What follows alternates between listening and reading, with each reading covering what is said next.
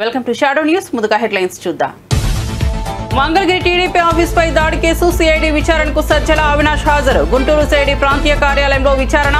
CID కార్యాలయం వద్ద పోలీసుల మోహరింపు. తోడుగా వచ్చిన మాజీ మంత్రులు అంబటి, విడుదల రజని.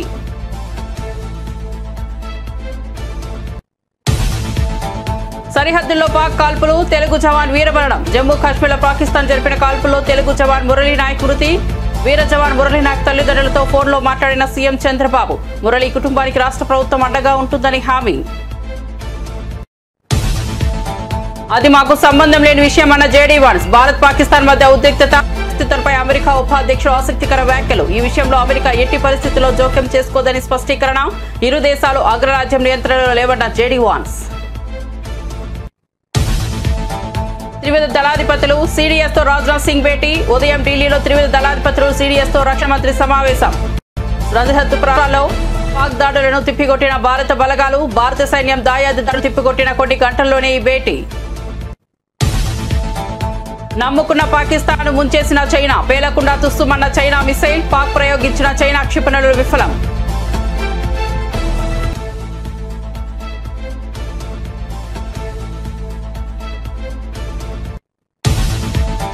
ఐపీఎల్ ఒక వారం పాటు నిలిపివేస్తున్నామన్న బీసీసీ అధికారిక ప్రకటన.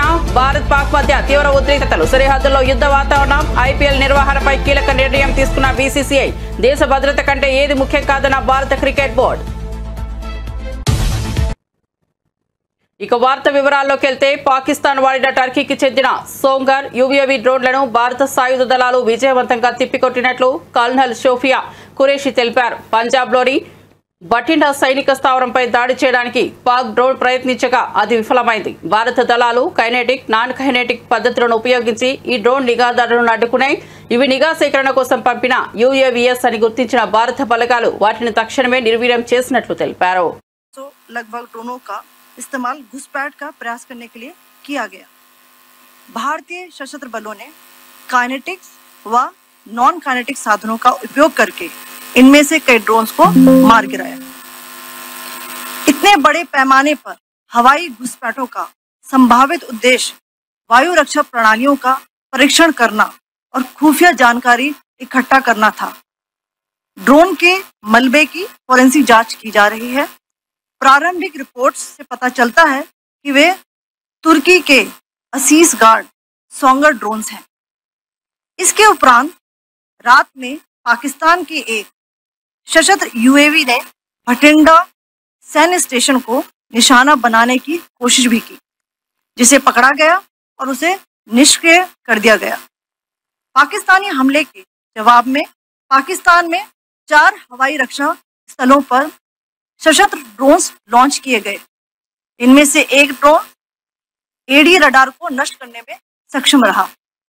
पाकिस्तान ने जम्मू कश्मीर के कंगधार, उरी, पुंछ, मेंढर, राजौरी, अखनूर और उधमपुर में भारी कैलिबर आर्टिलरी गन और सशस्त्र ड्रोन्स का उपयोग करके नियंत्रण रेखा के पार गोलीबारी भी की, जिसके परिणाम स्वरूप भारतीय सेना के कुछ जवान हताहत हुए और घायल हुए।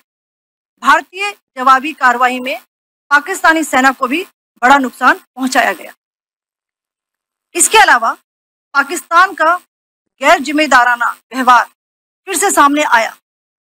7 मई 2025 को रात 8:30 बजे एक असफल अकारण ड्रोन और मिसाइल हमला करने के बावजूद पाकिस्तान ने अपना नागरिक हवाई क्षेत्र बंद नहीं किया।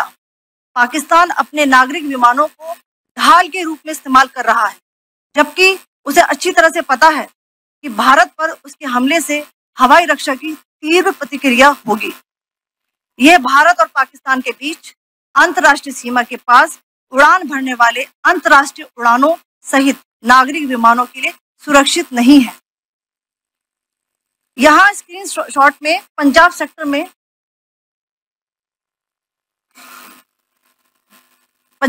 में हाई एयर डिफेंस अलर्ट स्थिति के दौरान एप्लीकेशन फ्लाइट रडार 24 का डेटा दिखाया गया है।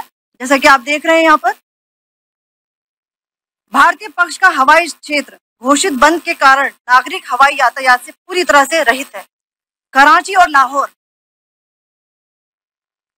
लाहौर के बीच के हवाई अड्डे मार्ग पर नागरिक एयरलाइंस उड़ान भर रही है। हाई अलर्ट किया गया है विमान फ्लाइनेस एविएशन का एयरबस 320, जैसा कि आप यहाँ देख रहे हैं, जो कि शाम को 5:50 दमम से शुरू। వైసీపీ ప్రభుత్వ హయాంలో మంగళగిరిలోని తెలుగుదేశం పార్టీ కార్యాలయంపై జరిగిన దాడి ఘటనకు సంబంధించిన కేసులో వైసీపీ ప్రధాన కార్యదర్శి సజ్జల రామకృష్ణారెడ్డి విచారణకు హాజరయ్యారు. గుంటూరులోని సిఐడి ప్రాంతీయ కార్యాలయంలో జరిగిన విచారణకు మరో నేత దేవినేని అవినాష్ తో కలిసి హాజరయ్యారు. మంగళగిరిలోని టీడీపీ కేంద్ర కార్యాలయంపై జరిగిన దాడి అప్పట్లో సంచలనమైంది. ఈ ఘటనకు సంబంధించి సజ్జల రామకృష్ణారెడ్డిపై కేసు నమోదైంది. ఈ నేపథ్యంలో సిఐడి అధికారులు జారీ చేసిన నోటీసుల మేరకు గుంటూరులోని సిఐడి ప్రాంతీయ కార్యాలయంలో విచారణకు హాజరయ్యారు. రావడం ఏంది రాక ముందు నుంచే ఎన్నికల కమిషన్ పరిధిలో ఇంకా మేము అధికారంలో ఉండగానే జగన్మోహన్ రెడ్డి గారు వైఎస్ఆర్సీపీ అధికారంలో ఉండగానే ఎన్నికల కమిషన్ పరిధిలోకి వచ్చిందని చెప్పి దాని ద్వారా ఎంత అడ్డగోలుగా వ్యవహరించారో, ఎంత రాజ్యాంగ విరుద్ధంగా రాజ్యాంగాన్ని ఉల్లంఘించి వైలెన్స్ క్రియేట్ చేశారో అందరూ చూసాం. ఇంకా ఆ తర్వాత ఏకంగా పరిపాలనలోకి వచ్చినాక పథకం ప్రకారం ఏ అంటే అది రాసుకోవడం, నువ్వు సంతకం పెడతావో లేదో వచ్చిన వాడికి అక్కడ ఉన్నా ఉండకపోయినా కేసు పెట్టడం, మేజిస్ట్రేట్ దగ్గర తీసుకోవడం, రిమాండ్కి పంపించడం, ఆ తర్వాత ఇంకోటి ఏదో పెట్టడం. దానికేమో ఆ టైంలో ఎవరైతే నిందితుడిగా వీళ్ళు పెడుతున్నారో వాళ్ళు అక్కడ ఉండడం అవసరంలా, లేదా రాయించిన వాడు ఎవడో వాడికి వీడికి పరిచయం కూడా అవసరంలా. కేవలం ఈ నిందితుల మీద చంద్రబాబు గారి దగ్గర మొదలు పెడితే కింద వరకు స్థానిక నాయకుడి వరకు ఎవరికైనా కోపం ఉంటే చాలు, అది వ్యక్తిగతమైన కావచ్చు, ఇంకో రకమైనదా కావచ్చు, పెట్టు కేసు ఎత్తి ముందు లోపల పడేది. వేల మంది అవుతున్నారు. కావలి అప్పుడు ఎమ్మెల్యేగా అప్పుడు ఎప్పుడుదో పాతది కంప్లైంట్, మా హయాంలోనే కంప్లైంట్ ఇచ్చారు టీడీపీ వాళ్ళు ఎవరు, దాన్ని ఇప్పుడు ఓపెన్ చేసి 307 పెట్టి ఆయన మీద ఒక కేసు పెట్టారు. నిన్నటికి రాత్రి ఇప్పుడే ఇంతకుముందే తెలిసింది, కంతేరు మా పార్టీ ఎంపీటీసీ ఎస్సీ మహిళ తెల్లవారుదామున 3 గంటలకు వెళ్లి ఆమె దుస్తులు మార్చుకుని వస్తాను, నైటీలో ఉన్నానంటే కూడా వినకుండా బలవంతంగా 20-30 మంది వచ్చి అలాగే ఆమె నైటీలో ఉన్న ఆమెను తీసుకెళ్లి మహిళని కూడా చూడకుండా తీసుకెళ్లేసి వేశారు. ఇప్పుడు ఐ థింక్ కోర్టులో పెట్టబోతున్నాం. చట్టం క్లియర్ గా చెప్తోంది, చీకటి పడిన తర్వాత కానీ ఇంకో రకం కానీ మహిళల విషయంలో ఎట్లా వ్యవహరించాలనేది క్లియర్ కట్ ప్రొసీజర్ ఉంది, ఇన్స్ట్రక్షన్స్ ఉన్నాయి, గైడ్ లైన్స్ కూడా కాదు, స్పెసిఫిక్ ఉన్నాయి, సుప్రీంకోర్టు ఆర్డర్స్ ఉన్నాయి. అంటే టెర్రర్ క్రియేట్ చేస్తున్నారు, రాజ్యాంగాన్ని వాడుకొని టెర్రర్ క్రియేట్ చేయడం, వ్యవస్థీకృతమైన టెర్రర్, రాజ్యాంగం వాడుకొని మిస్యూజ్ చేసి టెర్రర్ క్రియేట్ చేయడం. ఇంత పథకం ప్రకారం ఎప్పుడో 70s లో లాటిన్ అమెరికన్ కంట్రీస్ లో వినేవాళ్ళం, నియంతల పాలనలో. అంతకుముందు ఎక్కడ జర్మనీలో అక్కడ చదువుకునే వాళ్ళం. ఇప్పుడు మోడర్న్ ఆధునికంగా తయారైన మన రాజ్యాంగం దీంట్లో కూడా దీన్ని మిస్యూజ్ చేయొచ్చు, ఎంతవరకు వెళ్లొచ్చు అనేది చంద్రబాబు నాయుడు గారు ఆయన ప్రభుత్వం చూపిస్తున్నారు. ఈ కేసు రాత్రి చెప్తారు, అర్ధరాత్రి ఎందుకు పోవాలి, పద్దన పోవచ్చు. నిజంగా నువ్వు కేసు ఉంది అనుకున్నా కూడా అది కూడా జరిగింది, పిల్లలకు సంబంధించింది ఏదో జరిగింది. వీళ్ళు పెట్టిన కేసు తీసుకోలేదు, ఎస్సీ కేసు పెట్టి అటువైపు నుంచి పెట్టిన వాళ్ళ కేసు మాత్రమే తీసుకుని వీళ్ళని అరెస్ట్ చేసి తీసుకెళ్లారు. న్యాయాలు పక్కన పెడితే ఒక మహిళతో ఎట్లా డీల్ చేయాలనేది కూడా చేయలేదంటే వీళ్ళు ఎక్కడికి దిగజారిపోతున్నారు. కేవలం ఒక రౌడీలు ఎట్లా బిహేవ్ చేస్తారో, మేము ఇదిగో దౌర్జన్యం చేస్తామనే విషయం తెలిసి భయపడాలి మీరందరూ అని చెప్పడానికే ఇవన్నీ చేస్తున్నారేమో అని అనిపిస్తుంది. ఆపరేషన్ సింధూర్ తర్వాత భారత్ పాకిస్తాన్ మధ్య ఉద్రిక్త వాతావరణం నెలకొన్న విషయం తెలిసిందే. ఈ ఆపరేషన్ సహించలేని దాయాది పాకిస్తాన్ వక్రబుద్ధితో భారత సరిహద్దు ప్రాంతాలపై క్షిపణి, డ్రోన్ దాడులకు పాల్పడుతోంది. ఈ క్రమంలో జమ్మూ కాశ్మీర్లో పాకిస్తాన్ జరిపిన కాల్పుల్లో తెలుగు జవాన్ వీరమరణం పొందారు. మృతి చెందిన జవాన్ను మురళి నాయక గుర్తించారు. వీర జవాన్ది ఏపీలోని సత్యసాయి జిల్లా గోరంట్ల మండల పరిధిలోని కల్లితండ. గురువారం రాత్రి సరిహద్దు వెంబడి పాక్ కాల్పులు జరపగా మన సైన్యం కూడా దీటుగానే బదులిచ్చింది. ఈ ఎదురు కాల్పుల్లో మురళి నాయక్ చనిపోయినట్లు సమాచారం. శనివారం స్వగ్రామానికి వీర జవాన్ పార్థివ దేహం రానున్నట్లు తెలుస్తోంది. భారత్ పాకిస్తాన్ మధ్య ఉద్రిక్తత పరిస్థితులపై అమెరికా ఉపాధ్యక్షుడు జేడీ వాన్స్ ఆసక్తికర వ్యాఖ్యలు చేశారు. అది తమకు సంబంధం లేని విషయమని అన్నారు. అందులో అమెరికా ఎట్టి పరిస్థితుల్లో జోక్యం చేసుకోదని స్పష్టం చేశారు. దాయాది దేశాల మధ్య వివాదం తమకు సంబంధించినది కాదని, ఇరు దేశాలు అగ్రరాజ్యం నియంత్రణలో లేవని వాన్స్ పేర్కొన్నారు. అమెరికా ఉపాధ్యక్షుడు శుక్రవారం ఫాక్స్ న్యూస్ తో మాట్లాడుతూ భారత్ పాక్ మధ్య నెలకొన్న వివాదం సాధ్యమైనంత త్వరగా సమసిపోవాలని అమెరికా కోరుకుంటోందన్నారు. అయితే ఈ దేశాలను తాము నియంత్రించలేవని, ప్రాథమికంగా భారత్ కు పాక్ తో విభేదాలు ఉన్నాయని తెలిపారు. ఈ విషయంలో యుఎస్ చేయగలిగేది ఏమిటంటే ఈ ఘర్షణను కొంచెం తగ్గించమని ఇరు దేశాలను కోరడం మాత్రమేనని ఆయన చెప్పుకొచ్చారు. రక్షణ మంత్రి రాజ్నాథ్ సింగ్ త్రివిధ దళాధిపతులు సిడిఎస్ తో సమావేశమయ్యారు. సరిహద్దు రాష్ట్రాల్లో దాయాది పాక్ దాడులను భారత బలగాలు తిప్పికొట్టిన నేపథ్యంలో న్యూఢిల్లీ ఈ ఉదయం కీలక భేటీ మొదలైంది. రాజస్థాన్, గుజరాత్ పై పాకిస్తాన్ డ్రోన్లు, మిసైల్ దాడులను భారత సైన్యం తిప్పికొట్టిన కొన్ని గంటల్లోనే ఈ సమావేశం జరగడం గమనార్హం. పహల్గామ్ ఉగ్రదాడికి ప్రతీకారంగా భారత సైన్యం ఆపరేషన్ సింధు నిర్వహించింది. ఈ ఆపరేషన్ ద్వారా పీఓకే పాకిస్తాన్లలో ఉగ్రవాద స్థావరాలపై క్షిపణి దాడులు నిర్వహించింది. 9 ప్రాంతాల్లో భారత బలగాలు చేపట్టిన ఈ దాడుల్లో సుమారు 100 మంది వరకు ఉగ్రవాదులు మృతి చెందారు. ప్రస్తుతం ఈ ఆపరేషన్ కొనసాగుతున్నట్లు గురువారం అఖిలపక్ష సమావేశంలో రక్షణ మంత్రి వెల్లడించారు. భారత్, పాకిస్తాన్ మధ్య ఉద్రిక్తతలు కొనసాగుతున్న వేళ ఆపరేషన్ సింధు సమయంలో పాకిస్తాన్ సైన్యం చైనా నుంచి సేకరించిన ఆయుధ వ్యవస్థలు దారుణంగా విఫలమైనట్టు తెలుస్తోంది. భారత దాడులను ఎదుర్కోవడంలో ఈ ఆయుధాలు నిష్ఫలమవడమే కాకుండా కొన్ని పేలకుండానే కింద పడిపోయిన ఘటనలు వెలుగు చూశాయి. ఈ పరిణామాలతో చైనా ఆయుధాల నాణ్యతపై తీవ్ర సందేహాలు వ్యక్తమవుతున్నాయి. పంజాబ్లోని హోషియాపూర్లో పాకిస్తాన్ ప్రయోగించిన Chinese PL-15 long range air క్షిపణి పేలకుండా పడి ఉండటాన్ని భారత బలగాలు గుర్తించాయి. మరోవైపు లాహోర్లోని పాకిస్తాన్ వైమానిక స్థావరంలో ఏర్పాటు చేసిన చైనా నిర్మిత HQ-9B ఎయిర్ డిఫెన్స్ వ్యవస్థను భారత దళాలు ధ్వంసం చేశాయి. భారత డ్రోన్ దూసుకున్న ఈ ఎయిర్ డిఫెన్స్ సిస్టమ్ ఏమీ చేయలేకపోయింది.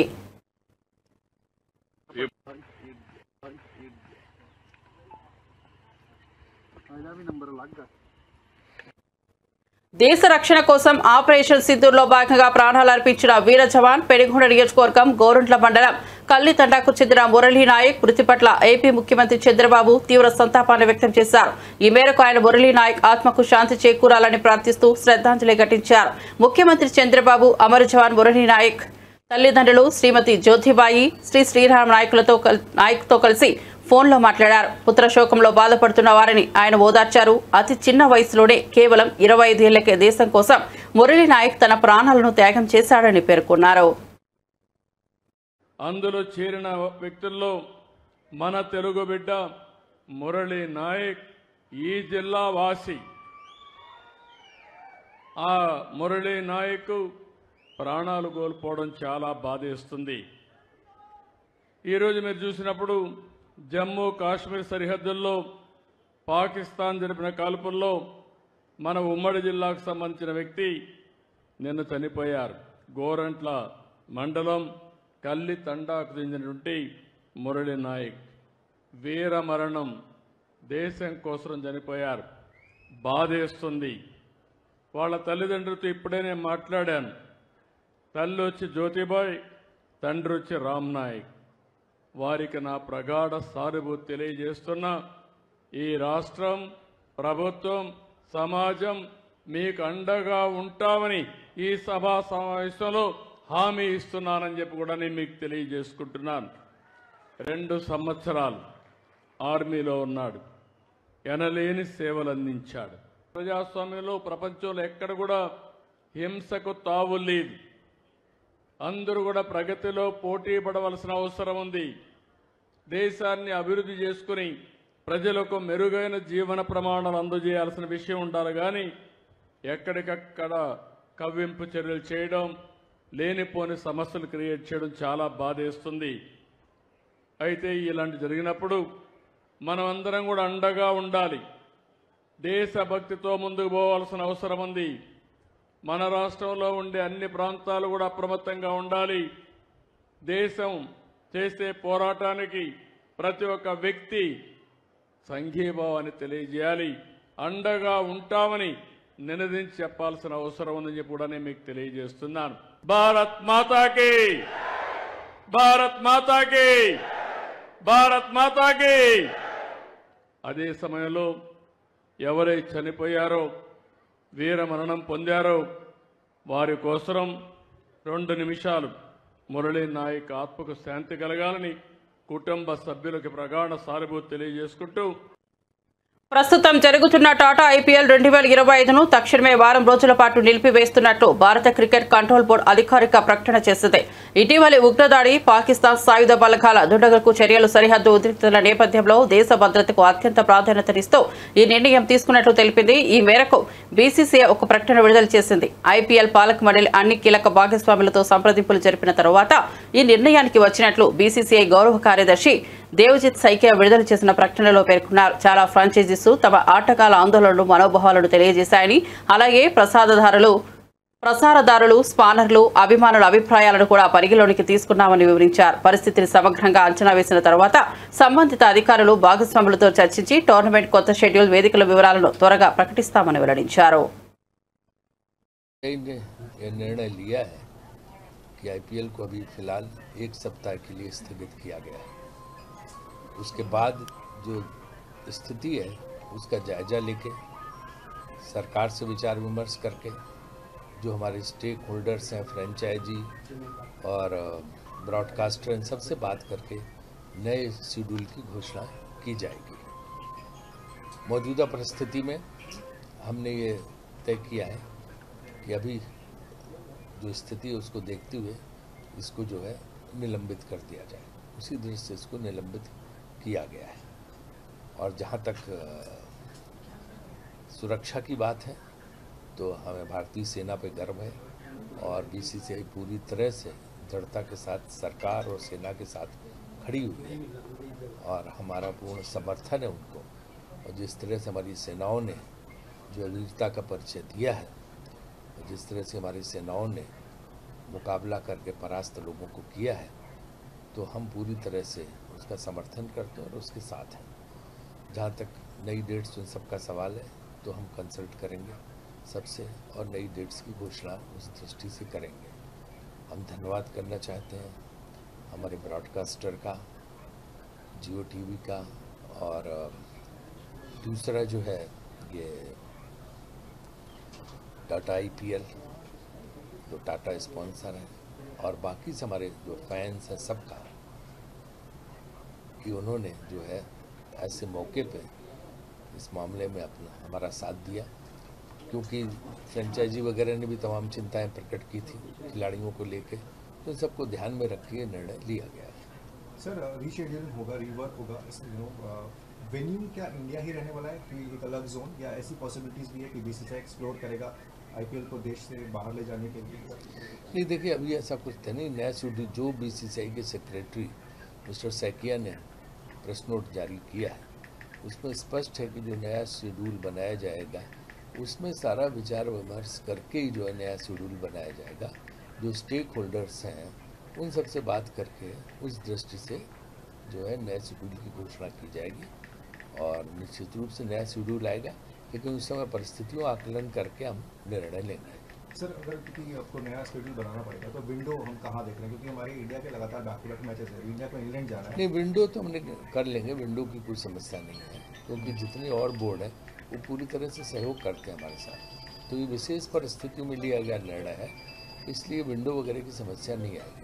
1 हफ्ता सर ये सस्पेंशन है, ऐसे में जो ओवरसीज प्लेयर्स हैं क्या वो फ्लाई बैक करेंगे या फिर ये उनके ऊपर है, ओवरसीज़ प्लेयर्स के उनका अपना निजी फैसला कि क्या करते हैं, फ्रेंचाइजी का अपना फैसला कि ओवरसीज़ प्लेयर्स के साथ क्या करते हैं, उनका ट्रैवल की जो आइटनरी है वो क्या बनाते हैं। सर आगामी अगस्त में भी बांग्लादेश में इंडियन क्रिकेट टीम को जाना है, एशिया कप है, उसको लेकर भी कुछ नहीं भाई, आगे की कोई प्रोग्राम की घोषणा नहीं है और वो जब होगी तो हिसाब से आपको अवगत करा दिया जाएगा। सर प्लेयर्स रुकेंगे या प्लेयर्स को जाने का बोलेंगे? नहीं, ये फ्रेंचाइजी पर निर्भर करता है और प्लेयर्स इंडिविजुअली क्या डिसाइड करते हैं, ये फ्रेंचाइजी और प्लेयर्स के बीच की बात है। చంద్రబాబు నాయుడు నేతృత్వంలోని కూటమి ప్రభుత్వం వైసీపీ నాయకులు, కార్యకర్తలను లక్ష్యంగా చేసుకుని వేధింపులకు పాల్పడుతోందని ఆ పార్టీ నేత రవీంద్రనాథ్ రెడ్డి మండిపడ్డారు. ఎన్నికల సమయంలో ఇచ్చిన ఏ ఒక్క హామీని కూడా ఈ ప్రభుత్వం నెరవేర్చలేదని విమర్శించారు. కూటమి ప్రభుత్వంలో స్కీమ్లు లేవని, ఉన్నవండి స్కామ్లేనని అన్నారు. రాష్ట్ర ప్రభుత్వం ఇప్పటికే 1.70 లక్షల కోట్ల అప్పు చేసిందని, అయితే ఆ నిధులతో ఎటువంటి అభివృద్ధి కార్యక్రమాలు చేపట్టలేదని మండిపడ్డారు. కేవలం కక్ష సాధింపు చర్యలకే ప్రభుత్వం ప్రాధాన్యత ఇస్తోందని దుయ్యబట్టారు. సాక్షి దినపత్రిక ఎడిటర్ ధనంజయ రెడ్డి ఇంటిపై పోలీసులు ఎలాంటి ముందస్తు నోటీసులు జారీ చేయకుండా దాడులు నిర్వహించడం పూర్తిగా అప్రజాస్వామికమని రవీంద్రనాథ్ రెడ్డి అన్నారు. ప్రభుత్వ అక్రమాలను, వైఫల్యాలను ప్రశ్నిస్తున్న సాక్షి మీడియా ప్రతినిధులను భయభ్రాంతులకు గురి చేస్తున్నారని, అక్రమ కేసులు బనాయిస్తామని బెదిరింపులకు పాల్పడుతున్నారని ఆరోపించారు. ఈ రాష్ట్రంలో మాత్రం అటువంటి పరిస్థితి లేదు. ఈ రాష్ట్రంలో అంతా కూడా వైఎస్ఆర్ కాంగ్రెస్ పార్టీ కార్యకర్తలను, నాయకులను హింస చేసే కార్యక్రమం, సోషల్ మీడియా వాళ్ళను హింసించే కార్యక్రమం, లేని కేసులన్నీ కూడా పెట్టి ఇబ్బంది చేసే కార్యక్రమం, ఇవన్నీ గత 10 నెలలుగా ఇదే కార్యక్రమంలో ఉంది. మేనిఫెస్టోలో చెప్పింది అమలు చేయలేదు, కానీ ఈ ప్రభుత్వం ఒక్కటి కొన్ని 600 చిల్లర హామీలు ఇవ్వడం జరిగింది. దాంట్లో ముఖ్యంగా 163 చెప్పడం జరిగింది. దాంట్లో మరీ ముఖ్యంగా సూపర్ 6 చెప్పడం జరిగింది. సూపర్ 6 600 పక్కన పోయినాయి, 160 పక్కకు పోయింది. ఇప్పుడు సూపర్ 6 అనేది కూడా అమలు చేసిన పరిస్థితి ఏమీ లేదు. సూపర్ 6లో ఒక్కటి కూడా అమలు చేయకపోగా, ఈ రాష్ట్రంలో అభివృద్ధి అనేది చేయకపోగా, ఎక్కడ చూసినా అప్పులు చేసేసి 1,70,000 కోట్ల రూపాయలు అప్పులు చేసి లంచాలు కమిషన్ల కోసం పనిచేస్తున్న ఈ ప్రభుత్వం నిజంగా కూడా చాలా దారుణం.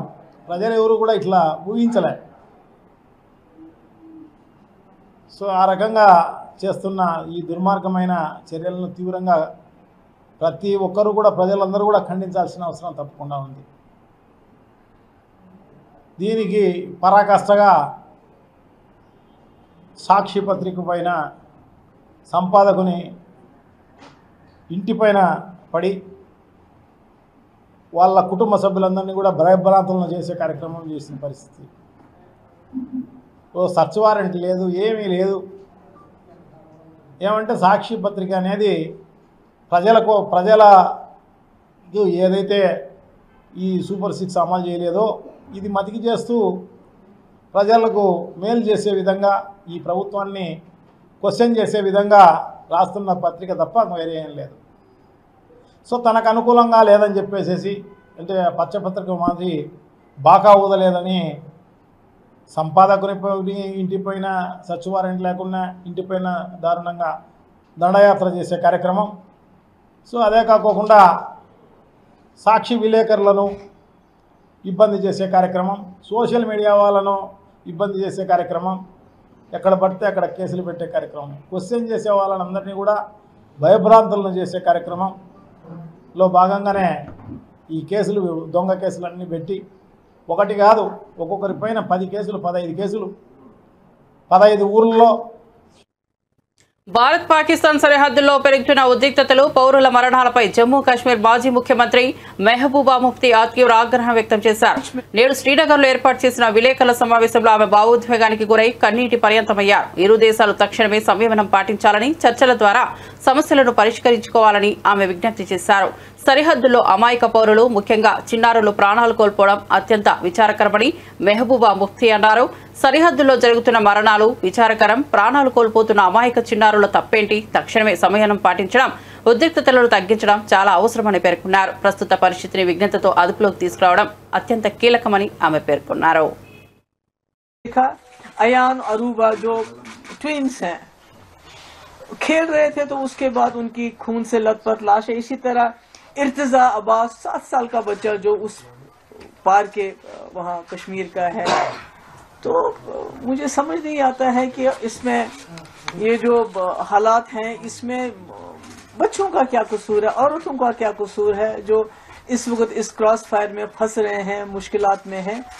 तो पुलवामा हो या पहलगाम हो, ये दोनों ऐसे हादसे हैं जिन्होंने हमें याद दिलाता है कि इसने 2 मुल्कों को तबाही के दहाने पे लाया, यानी कि इस पूरे रीजन को कैटास्ट्रॉफी के दहाने पे लाया. और अगर खुदा ना खास्ता ये आगे चलता है तो पूरी दुनिया में बर्बादी होने का खतरा है. तो करगिल हो, पठानकोट हो, पुलवामा हो या पहलगाम हो, तो हमने देखा है कि मिलिट्री एक्शन जब भी होता है वो सिम्टम का इलाज करता है, वो बीमारी की जड़ तक नहीं पहुंच पाता है. तो इसलिए उससे कोई हमें ना तो हल मिल जाता है और ना ही कोई उससे अमन जो हमेशा कायम रहे वो मिल जाता है. तो ऐसे में मैं समझती हूँ कि जो हमारा मुल्क है वो पूरी दुनिया में एक बहुत बड़ी फोर्स बन के उभर रहा है इस वक्त. और इसी तरह पाकिस्तान के अंदरूनी हालात भी अच्छे नहीं है, वो हम सब जानते हैं. तो ऐसे में दोनों मुल्कों का कोशिश ये होनी चाहिए कि हम आपस में जो है पॉलिटिकल इंटरवेंशन होना चाहिए। मिलिट्री इंटरवेंशन से कुछ हासिल नहीं होगा। हम देख रहे हैं पुलवामा के बाद भी एक इसी तरह से बालाकोट हो गया, तो उसके बाद क्या हुआ? आज पहलगाम हुआ, तो इसके बाद ये जो हो गया आर पार जो इस वक्त हो रहा है। బులెటిన్ ముగించే ముందు హెడ్లైన్స్ మరోసారి చూద్దాం. మంగళగిరి టీడీపీ ఆఫీస్పై దాడి కేసు సిఐడి విచారణకు సజ్జల అవినాష్ హాజరు. గుంటూరు సిఐడి ప్రాంతీయ కార్యాలయంలో విచారణ. సిఐడి కార్యాలయం వద్ద పోలీసుల మోహరింపు. తోడుగా వచ్చిన మాజీ మంత్రులు అంబటి, విడుదల రజని.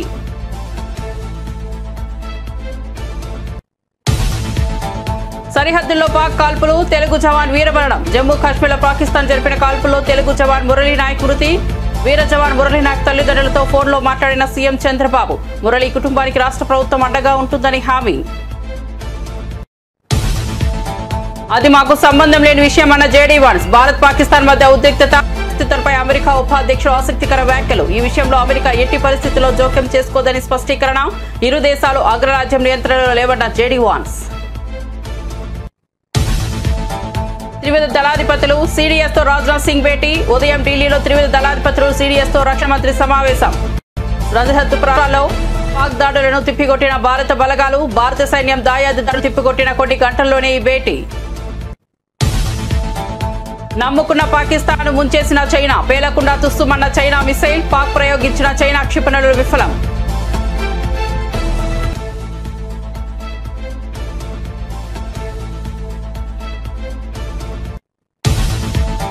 ఐపీఎల్ ను ఒక వారం పాటు నిలిపివేస్తున్నామన్న బీసీసీ అధికారిక ప్రకటన. భారత్ పాక్ మధ్య తీవ్ర ఉద్రిక్తతలు. సరిహద్దుల్లో యుద్ధ వాతావరణం. ఐపీఎల్ నిర్వహణపై కీలక నిర్ణయం తీసుకున్న బీసీసీఐ. దేశ భద్రత కంటే ఏది ముఖ్యం కాదన్న భారత క్రికెట్ బోర్డు. మరిన్ని అప్డేట్స్ కోసం చూస్తూనే ఉండండి షాడో న్యూస్.